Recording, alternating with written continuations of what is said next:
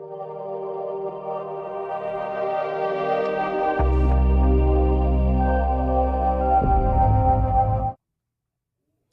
evening. Welcome to another episode of Book It Now. I am your humble and gracious host, Q, and I want to thank you all for joining me on this continued journey of empathy, growth, and understanding. I want to welcome you all again here. If you would like to be a guest on the show, remember you can visit our website, www.bookitnowtv.com, to join us on the show. We're going to jump right into our show today. We have a very special guest, Dr. Sabiyha Prince. I'm trying not to mispronounce that. It's all Sabiyha good. Prince. She is a cultural anthropologist, an activist, an artist, and an author. She's the author of the books,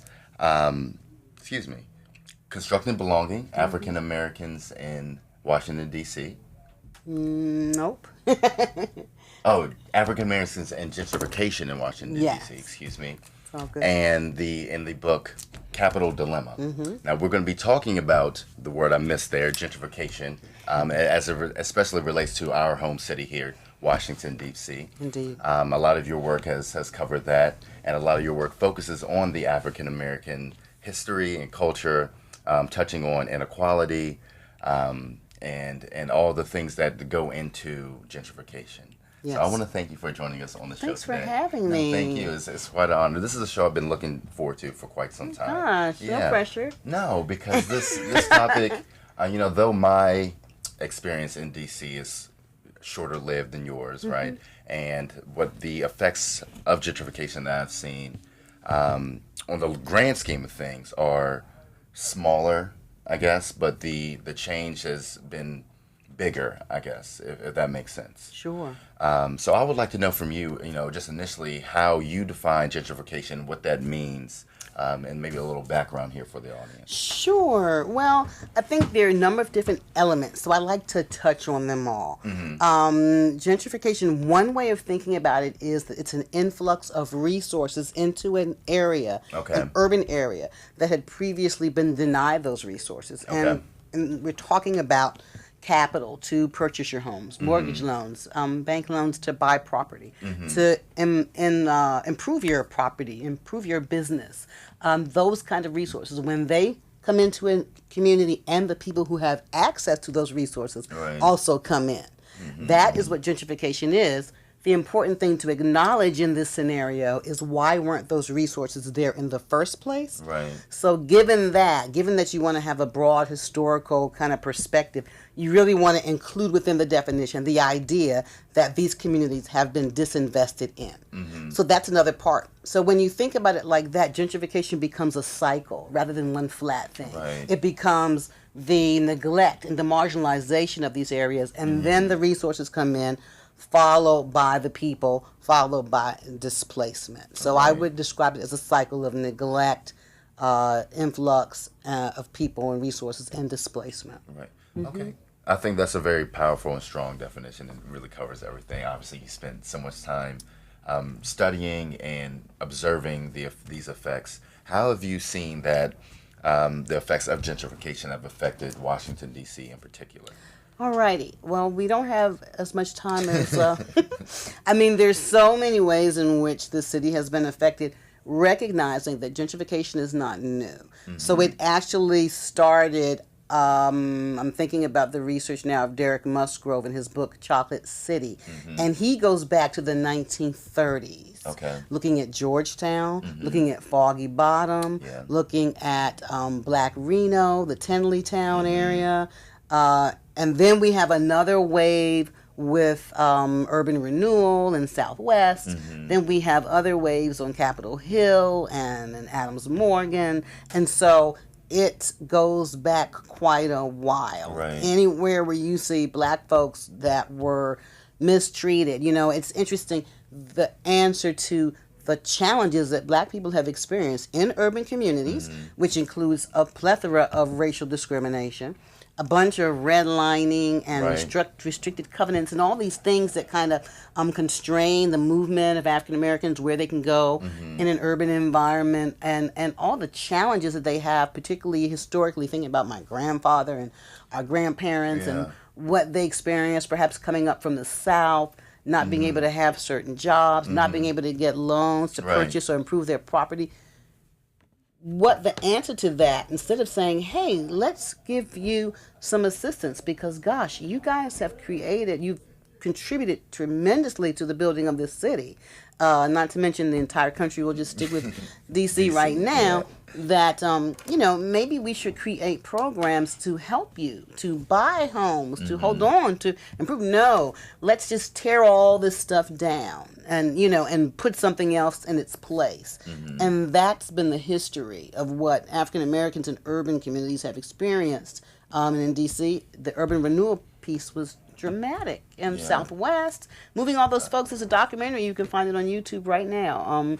Those have been what black folks have experienced, and gentrification becomes then the answer to that, the answer to the blight. But the blight was created from externally, from outside of the community. Right. So for my money, gentrification just becomes another way to say, you don't matter, or your history doesn't matter, your presence doesn't matter. Instead, we need to put something better in where you are, rather than providing assistance and some bottom up rather than top down solutions.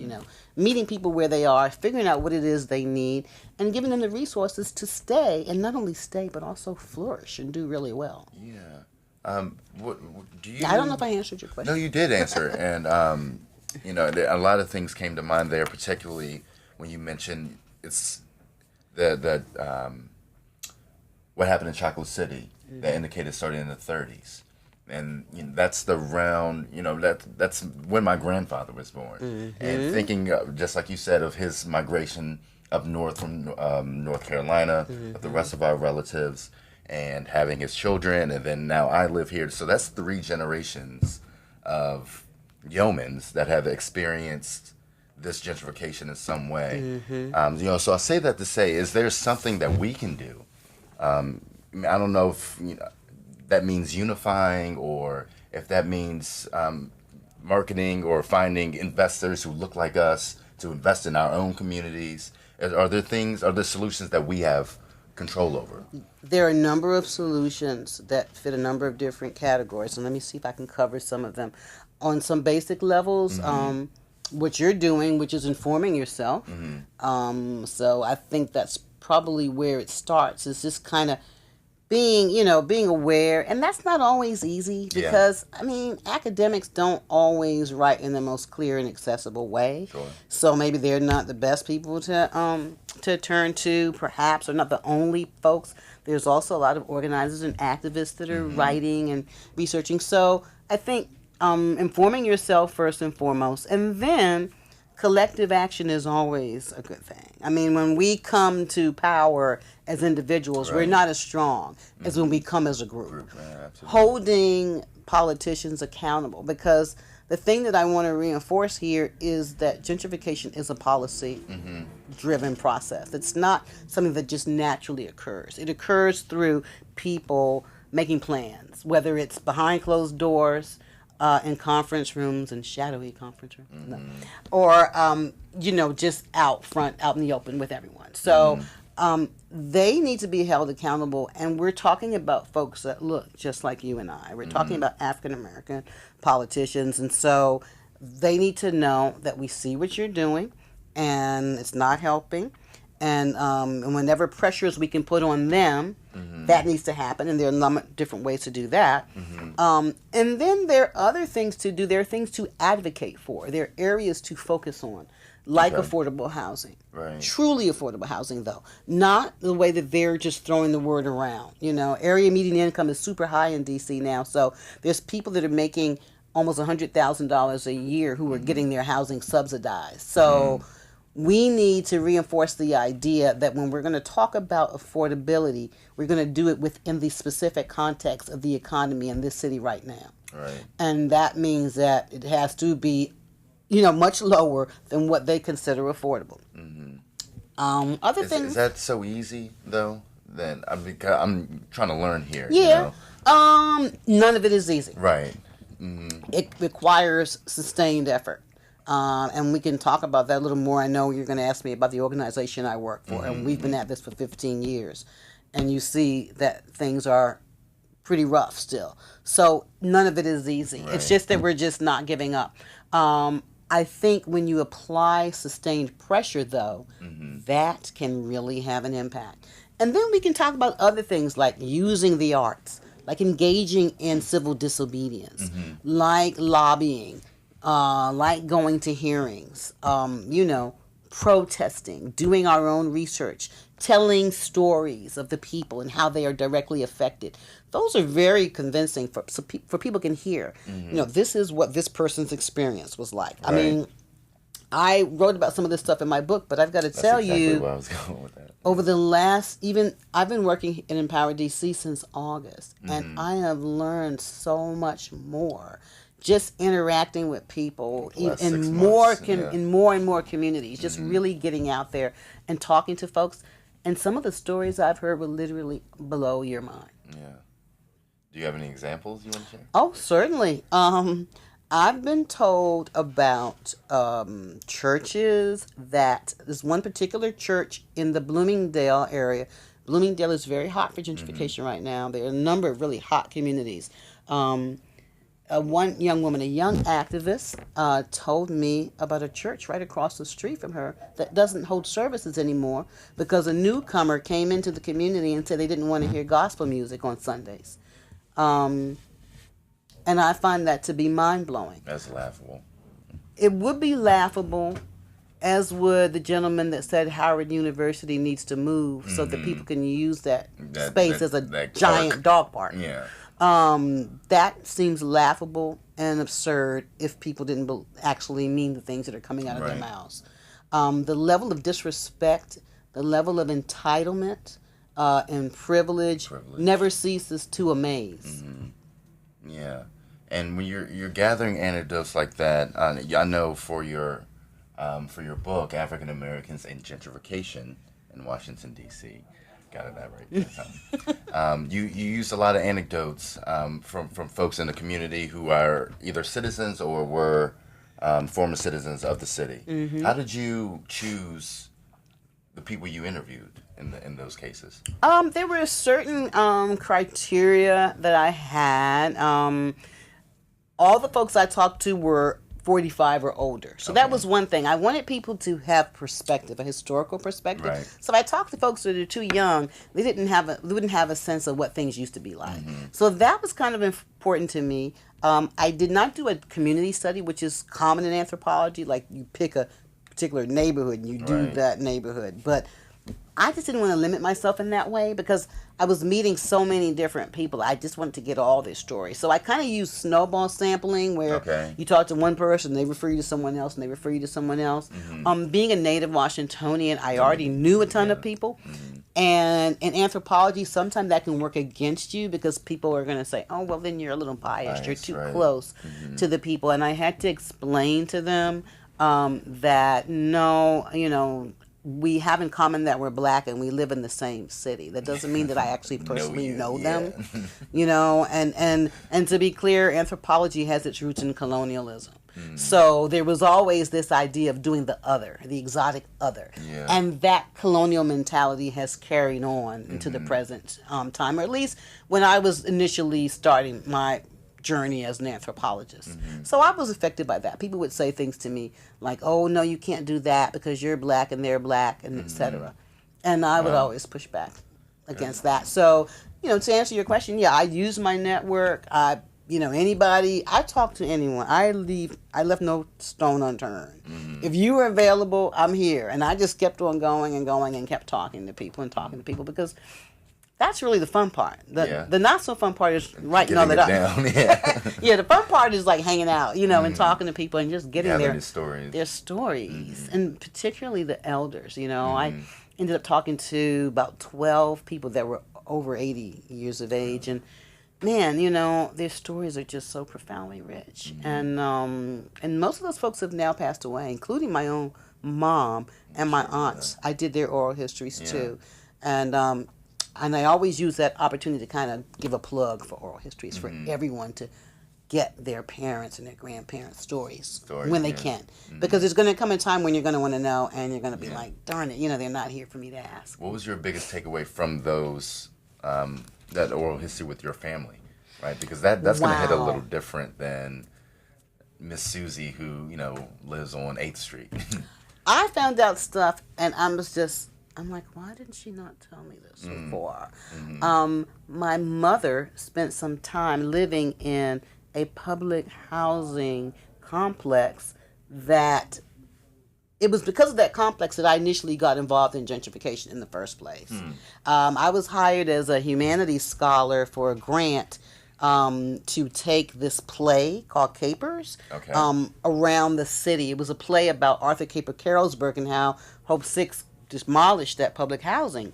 And a young activist, playwright, actor did a one-woman play about that. Really? And I was hired as a scholar to go with that play as it traveled around and lead discussions when the play ended.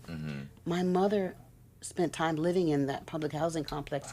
She never told me the entire until the interviews. until the interview. She said, "Oh, we lived in Arthur Caper Carrollsburg," and I'm thinking, "And you were going to tell me that After the play, after all that stuff, like, and she even saw the play. Yeah, it didn't come up once. No, so that was very, very revealing. What did that reveal to you? Well, just the fact that she bloody lived there and she didn't tell me. That was super revealing. I just didn't know that there was that history of that they had spent some time in public housing. I even remember the story she used to always tell about her older sister who was very high-spirited, and she had a pack of cigarettes, and my grandfather told her, "You could not have these cigarettes in my house," and he threw them out the window, and she promptly went down and got them back. That was in Arthur Caper Carrollsburg. Yeah. She got a job in the office there, and they had to move out because they were making too much money at that point. It put them over the limit. So I learned that. And then I also learned about my grandparents, particularly my grandfathers. My mother's father was born in 1899 in South Carolina. He came to D.C. at the age of 17 by himself. He was a sharecropper, and he moved to Georgetown. And he lived with his family in Georgetown. They were low-income people. They were working-class people, and they all shared resources within the house in Georgetown. Wow. And I didn't know that. Yeah. So that was great. Yeah. Yeah. That's especially even now to live in Georgetown is something. It is. And I took an oral history of one lovely man named I can say his name, Neville Waters. Okay. He lives in Georgetown, and his family grew up there. And I interviewed him and his mom, did it on camera, took some video, and they've been living in that house since I believe the 1920s. His mother attended the Catholic church. It was right around there, the P Street area. There were lots of blacks. That was one of the central areas where African Americans were residing in Georgetown. And what is that experience like for a family like that, like Neville? Is that Neville Waters is Neville, his name. Mr. Waters. What is it like for a family like that who's lived in the same house or have had the same house for 100 years almost, right? And their community around them is just evolving and growing and looking less and less like them. Right. That's a great question. I should have asked him that. I've gotten that from other people. Yeah. One anecdote I did get from him was about when he was concerned about missing curfew and he would rush home, how he would draw the attention of the police. And that was at a time when... For our younger audience, curfew? His parents told him what time he had to be home. He had to be home at a certain time, and he was running late, and he, was rushing to not disobey his parents, and he would draw the attention of law enforcement. Who is this black boy who's running through the streets of Georgetown? Right. Now, if he had been a white boy running through the streets of Georgetown, I'm sure there wouldn't have been. No need to do a double take. And I believe that happened to him more than once. So that was certainly one anecdote which shared what his experiences were like as the community became less and less black. But that has been an area of inquiry that I've posed to other folks that I've talked to, and they talk about the alienation, the sadness, the lack of resources, the increasing isolation, and also it's just terribly inconvenient when your friends begin to dissipate, your social networks begin to get thinner and thinner. And for working class people, there's a lot of reliance on your social networks. Your social networks are so valuable. And I've talked to women in particular who talk about, Miss So-and-so would watch my baby for me while I went to get groceries, or Mr. So-and-so, can you pay my electric bill because you're going down there? I was interviewing an elderly woman in Mount Pleasant, and when I was in her home with her, a teenager just came in. The door was unlocked, and the teenager came in and said, Miss So-and-so, I'm running to the grocery store. Can I get you some medicine? You know what I mean? So that's real. And it's a sense of community. It's a sense of community, and it's also a part of your well-being, your mental, your emotional, and your physical well-being. If your neighbors are providing material support for you, an opportunity maybe to go to a job interview, right? And maybe someone can watch your baby, so that's real. Yeah. What would you say to those who say gentrification does improve cities, and if I can afford to live in a certain place, why should I feel bad about that?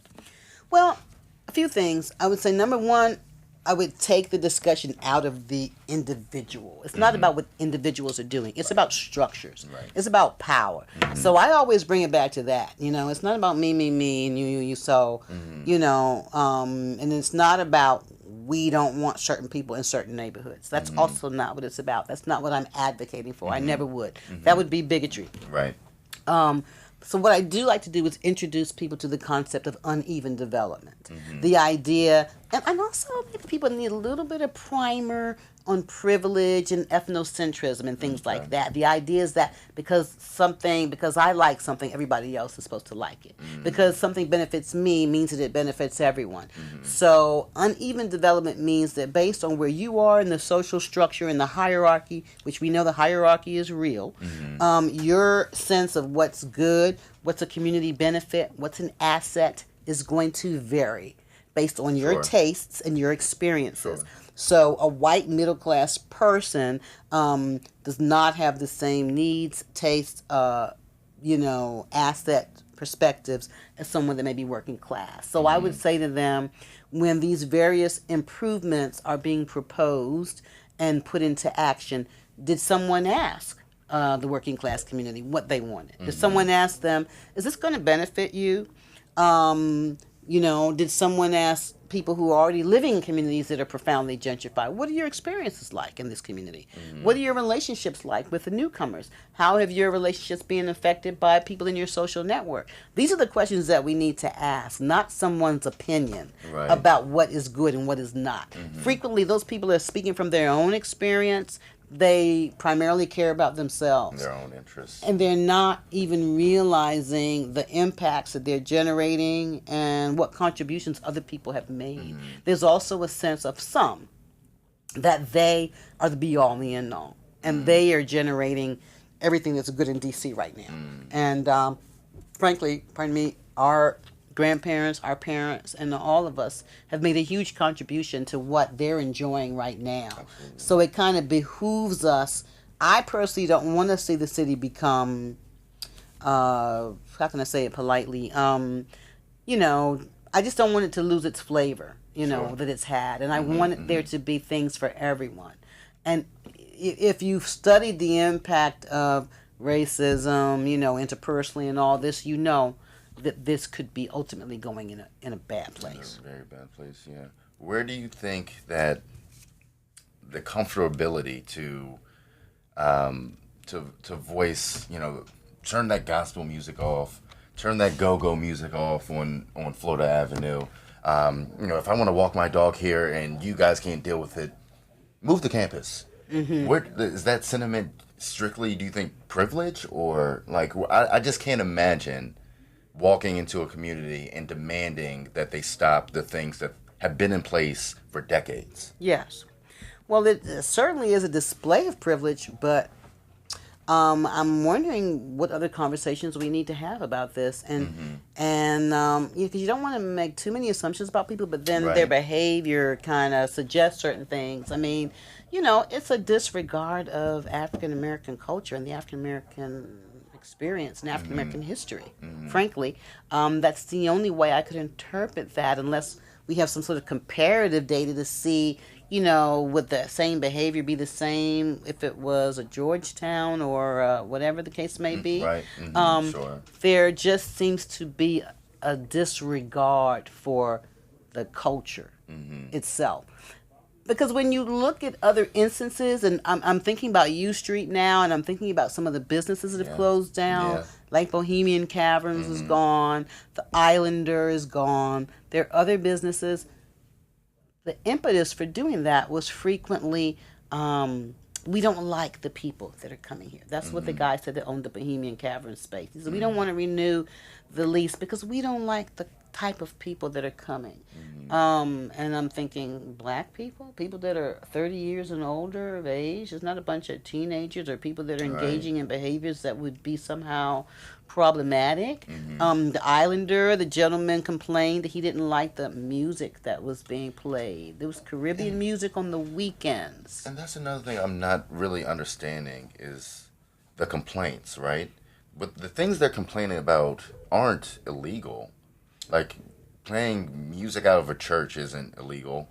Playing music out of your storefront isn't illegal. Right.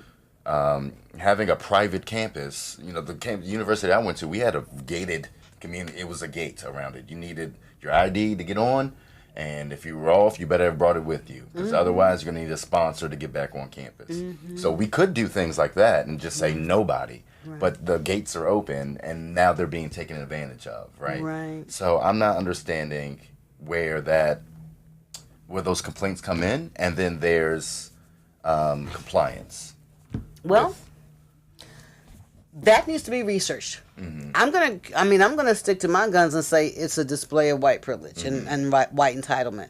But somebody needs to talk to those folks. Somebody needs to have a sit down. I mean, just from a social science, anthropological point of view. Not, there's other perspectives, but just to figure out like what precisely is going on and get folks on the record and see what they have to say. Right. I mean, because I'm going to try to be empirical and keep my social scientist hat on. Sure. But I really want to take it off and say some other things.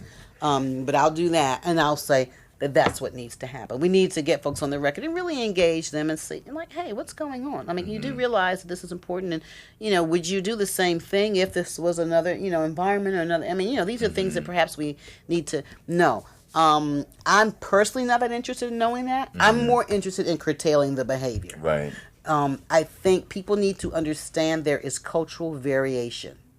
And everybody doesn't interact with dogs or dog poop, a dog, anything else in the same way. So let's start by recognizing that. That's where it starts, period. You love your dog, all good. I love dogs too.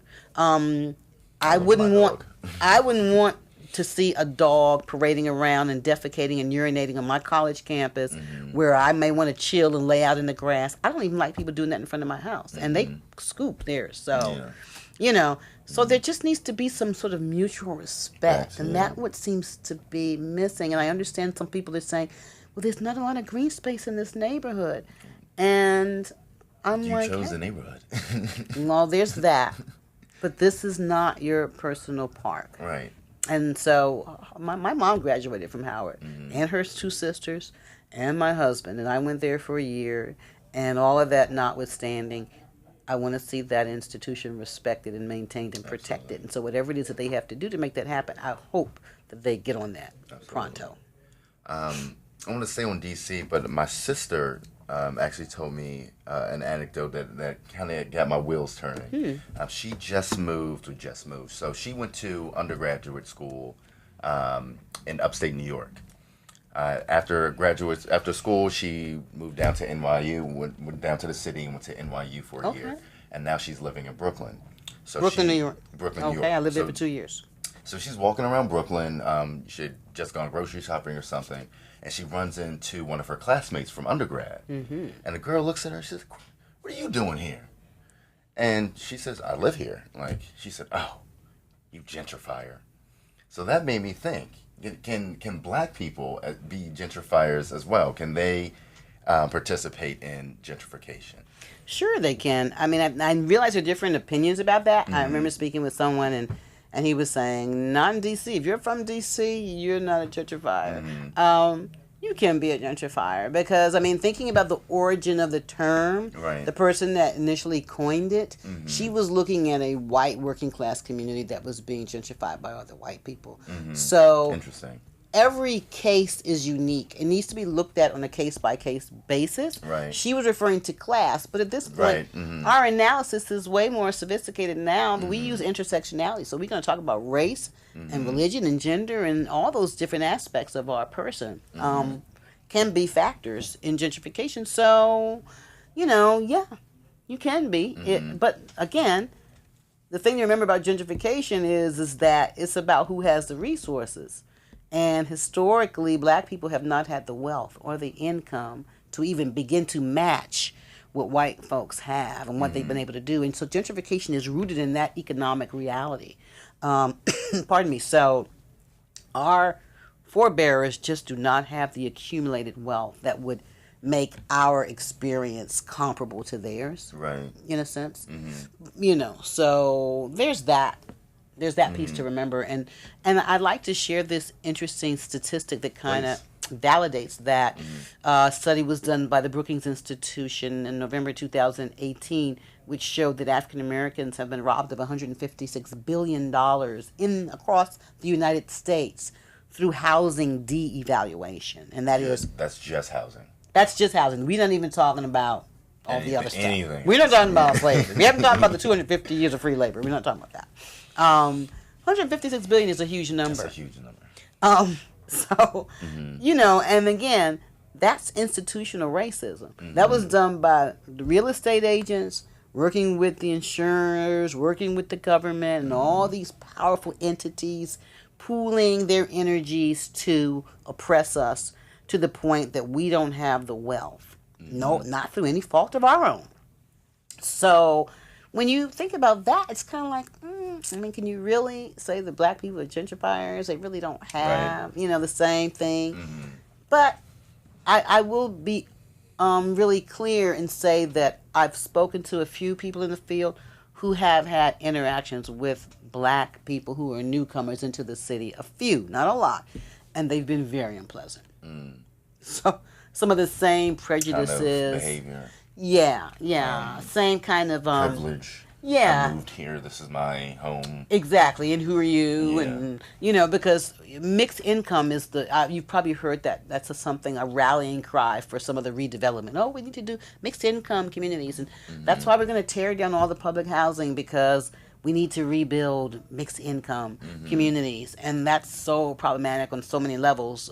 But one problematic aspect is that some of the higher income people do not want to share their spaces with low income people, absolutely. and they treat them as such. And the low income people that I've spoken to, I'm thinking of one woman in particular, very unpleasant. But she's, a very dynamic, smart woman who's contributed, takes care of her family, and she's like, this was ours. We were here first. They tore our stuff down, and then they put this stuff. And so now, after attending numerous meetings and filling out numerous pieces of paper, I'm now able to come back. She was the first person to come back. And she was like, these people are horrible, including some of the black people. Yeah. Where she used to have friendly neighbors. Now, once she was locked out, needed to use somebody's phone, and they're kind of like, or I don't know if you're contaminated. Can you even touch my phone? Or come around and I won't let you in, but come around the side and I'll reach over and give you my phone over the balcony, things like that. Yeah, so. What are some of the first signs of gentrification? A white woman jogging at midnight. My dad likes to say it's usually a white woman with a baby stroller and a dog. I just talked to one friend of mine. She was used to call it Mount Vernon Square. I think now they're calling it Noma. And she said that when the early folks that were gentrifying, they had big dogs, big giant dogs. And she said she knew people were comfortable when they started having the little tiny dogs, and they were like, okay, I'm comfortable here. We've sufficiently colonized the space, so now I can bring out my little Yorkie. The thing about the gentrification piece is, the first sign is really when they're having their meetings behind closed doors, and of course we know that urban planning takes place in large increments, so folks are planning for what's going to be 20 years down the line. Right. And some of that is the stuff that we don't see, and it's just as significant.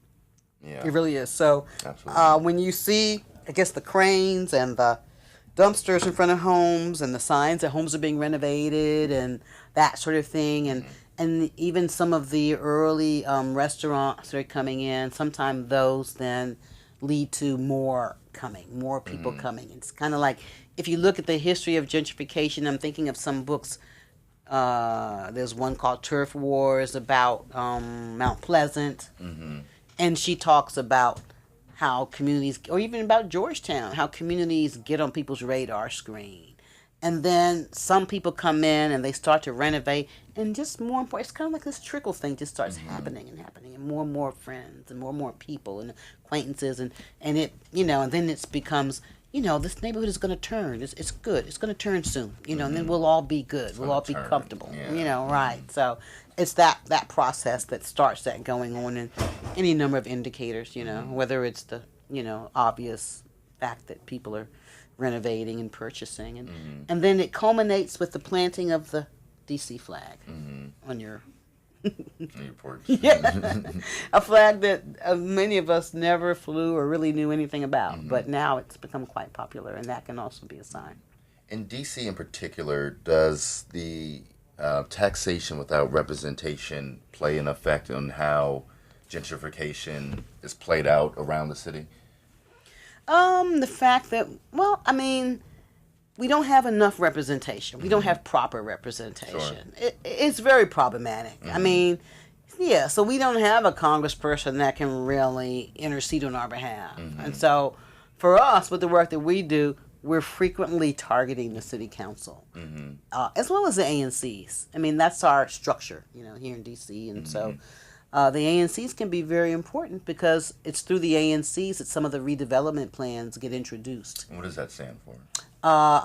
Area Advisory Neighborhood Commission. Okay. Yeah, and all the different census tracts have those, and there's quite a bit of them. And sometimes developers and others, they have meetings at the ANCs when they want to push an agenda for redevelopment. The initial contact is through the ANC, right? And sometimes for zoning purposes, they can check off that they can move forward with their development because they've had meetings with the ANCs. Okay. And the ANCs are allegedly or supposedly bringing residents to here. So it's like supposed to be this transparent process that occurs. 3 people. You know what I'm saying? Yeah. How many people? It doesn't make a difference. If it's 2 people in a room, we had our meeting, check and recheck, and we can move forward. And, those meetings are problematic. Just getting people to meetings, especially poor people, low-income people, or even anybody, people with kids, we don't, schedule. You've got to, and that's why the woman who got back into Arthur K. Carroll's, but that's why her case is so remarkable, because she would tell you, I jumped through hoops. I had a job to go to. Sometimes they would have a meeting in the middle of the afternoon. Like, really? Only if you're really privileged can you just chuck your work and just take off like that. So, is this deliberate or not? Come on. Right. These are low-income folks that are working shifts. They can't do that. And so, it seems deliberate as a way to leave them out of the scenario. So you had these meetings. At the top of our conversation here, we talked about some of the different solutions that we can take on, right? So I do want to make sure that we're not just complaining at a problem. Yeah. Right? So what are some different things that individuals can do if they're watching this? They're sitting in front of their computer on Facebook and they're angry. What can I do? Right. Well, okay, a few things you can do. You can join an organization. Okay. Our organization is not super demanding to join. Membership is $10 a year. Okay. We ask that people participate in our activities 2 hours per month. Okay. That's and what's the name of your organization? Empower DC. Empower DC is the organization. And we are a multi-issue organization, and we are grassroots organizers. And we have a number of different campaigns we're working on right now. And one thing that we're working on, which is hard for me to pull myself away from my work today, was that we're gearing up for some hearings that are going to take place on Thursday, racial equity hearings. Okay. Kenyon McDuffie, council member for Ward 5, has introduced this legislation. And we're having hearings, and we're bringing our members, we're talking to people about it, because it's important for their voices to be heard. And it's important for this legislation to be strong. And it has implications for gentrification and so many other things, in our city. So, people they can get involved. And I think when you get involved, you feel less helpless in a sense. You're less frustrated because at least hey, I did my little part. Happening. Yeah, and you can see firsthand what other things doing. And you can get motivated by other people because there's folks just like you and me, and all different backgrounds and all, and, just trying to do their best and make a change in the city. So there's that. And then, and speak to your council member. Give them a ring. Hold them accountable. Ask them how they feel about X, Y, Z. What are you going to do about the Howard University situation? If enough people give them a ring, they respond. You don't have to reach them. You can call them. You can email them. And that's a tactic I feel like people don't use enough, just thinking they're not going to answer the phone, I'm not going to get in touch with them. But the volume that they receive, they have to respect and address. Exactly. Yeah, particularly if you're their constituent. Absolutely. Yeah. I worked in I interned in both the House and the Senate, had an opportunity to do both. And so I was answering those phones. And we had to report back if we were talking to a constituent, what their complaint was. And we had a list of people we had to get back to, a list of responses for each. So, that is an effective tactic. Call your council member, your senator, your congressman, and voice your issues, voice your complaints, voice your grievances. And if you want to pat them on the back now and again, that's not a bad thing either. No, that's true. And then there are specific things to advocate for. Truly affordable housing. Public housing. Stop tearing down public housing. There are 6,000 homeless children in the D.C. public school system right now. Wow. That's a crime. Yeah. There are things that we can push for, like community land trusts, like limited equity co-ops. I mean, there's so many ways that which you don't have to worship and genuflect to the market, market system, to market-based housing. That is neoliberalism, right? That's seeing how that system is. It's not benefiting us. It needs to be, so I mean, there's obviously more radical people that want to, do some other things, but, but that we need to push for a new system, a system that recognizes people. We need to have it all rooted in our history so we can all do our parts by learning more, empowering ourselves, and then speaking truth to power. Absolutely. And speaking of empowering, Empower DC, right? You mentioned that members must spend about 120 hours a month. Oh, no, I said 2 hours. Oh, excuse me. I'm in 120 minutes. I tried to say it a little more fun there. But 2 hours a month, right? So what do some of those activities look like? Well, gosh, we have so many meetings. We have the DC Grassroots Planning Coalition. They meet on Saturdays. My ED is going to kill me, but I don't know if it's the first, second, or third Saturday of the month. There are certain things that we have every month regularly. And that's a group of people that are looking at the comprehensive plan that's going to talk about where DC is going over the next 20 years. Right. Come to one of those meetings, you will not be disappointed. I have come to them. I have learned so much. I've learned about how the ANCs work. I've learned about all the different council members. I mean, you learn about your city and how it actually functions, and that is empowering. Absolutely. So that's, painless, really. 2 hours a month, get some snacks, meet some other people from D.C. I coordinate membership and political education. Okay. And I'm now working on my summer calendar. Okay. So I'm going to be having events like where I'll show some documentaries once a month or have some panel discussions. That counts as attending. We have a sign-in sheet. You sign. It's not like we're grading you. Right. It's really more about, it's an honor system. But frankly, I think once people really see what we're doing, they want to get involved. Yeah, I mean, so I've talked to so many people and just recruited so many people, and they come to our meetings and they're just like, wow, this was like really great. I will be back. And we have other campaigns and things you can get involved in. We have the Fight for the Crummell School It's the first school that was named for an African American in Washington, D.C. The Alexander Crummell School in Ivy City. Ivy City is being deluged by development. It's all converging on this little historic black community. It's no accident that it's always the historic black areas. Ivy City traces its history to 1872. Wow. Barry Farm traces its history to 1867. And Howard's been around since 1865. Forgive me if I'm wrong. Georgetown, all these areas the blacks have been associated with for so long. Our campaign around Crummell is that we're trying to get it to be reopened for the community. It's been closed since the 1970s.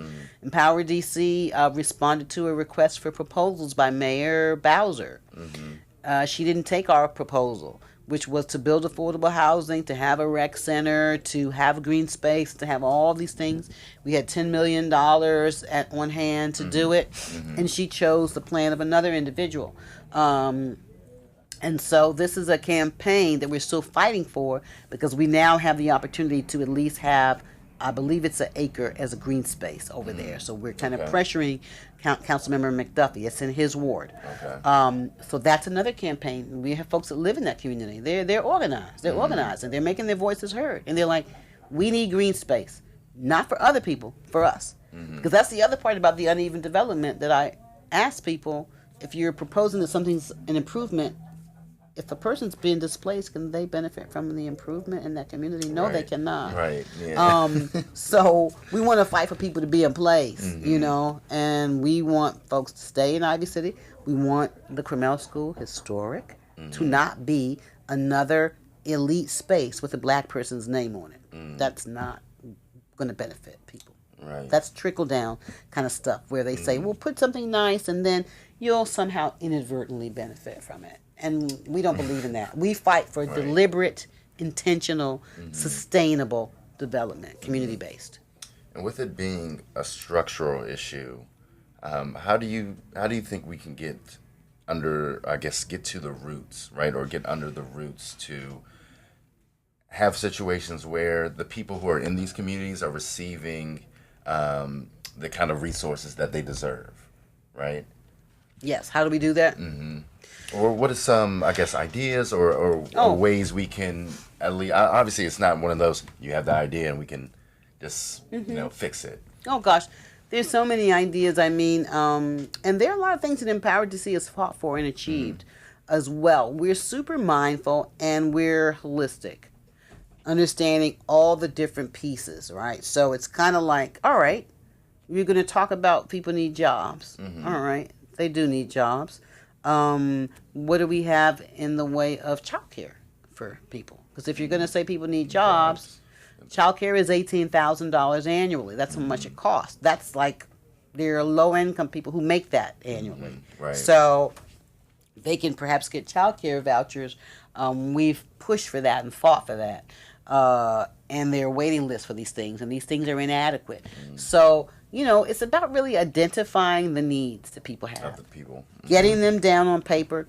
I think there's already been a lot of research. Maybe there's some holes here and there where we need to learn more.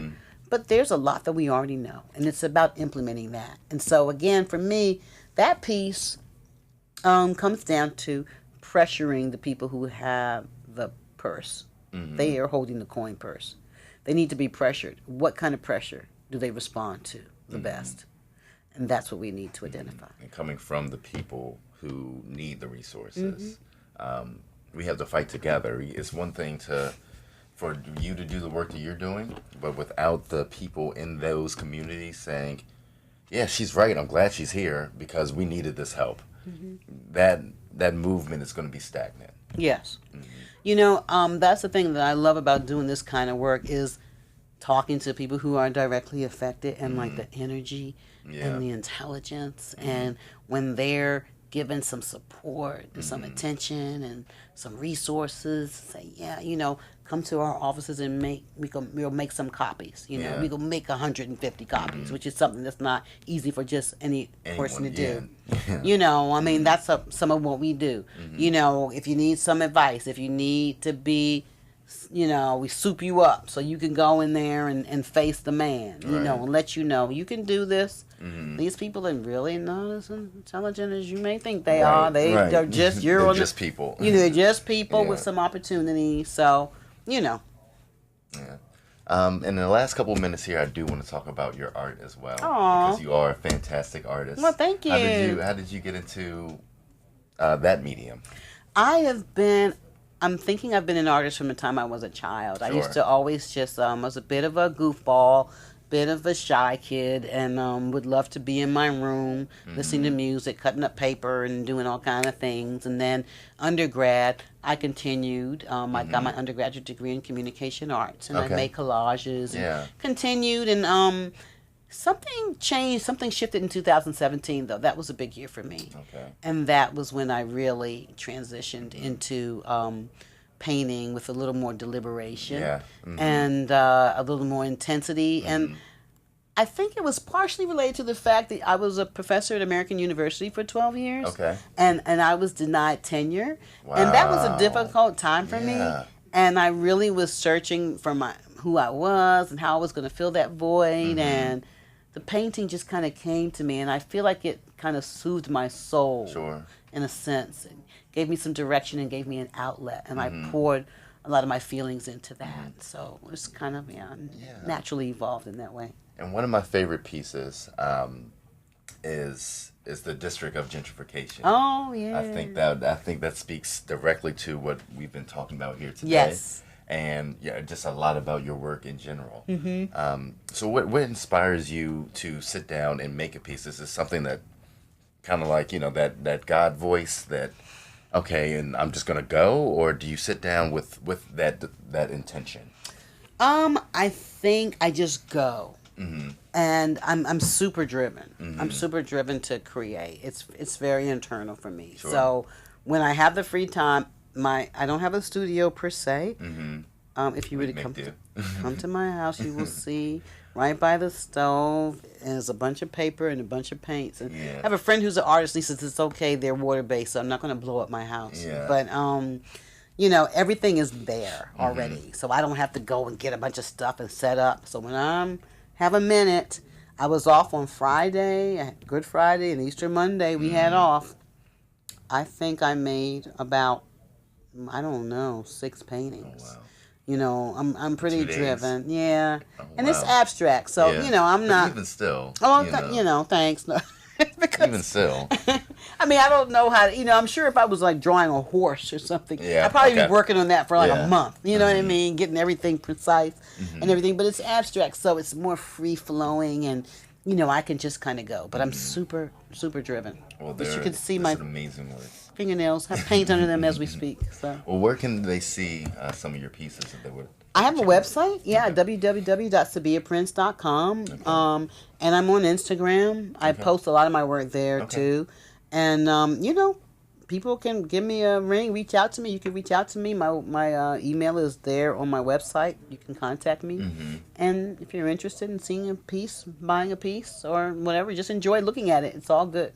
It is all good. And where can they find your books, African Americans and Gentrification in Washington, D.C.? We didn't get to speak too much about Capital Dilemma. Oh, right. Yes. But where can they find your written works? The books are all on, I think you can find them all online. I hate to give a plug for Amazon. That's why I just kind of choked on that. But yeah, so you can find them online if you Google. I don't have any. I bought like a whole box of that book so that I could just sell it to people for no profit. It was just the price I paid for them. And I had an office discount, but I've sold all those now. Okay. So I don't have any myself, but you can find them online. Okay. For sure. Yeah, and Capital Dilemma is actually much more affordable. And they're both paperback now, so. Okay. Yeah. Perfect. And then if folks want to join you at Empower DC, how do they go about doing that? Please, you can call me at 202-234-9119, extension 107. One more time. Area code 202-234-9119, extension 107. And we have a website. We're on Instagram, and we're on Twitter. Okay. What's the website? The website is empowerdc.org. EmpowerDC.org. Mm-hmm. Well, thank you so much for joining us. Thank you for having This was me. fantastic. It was the quickest hour of my life. Yeah, wow.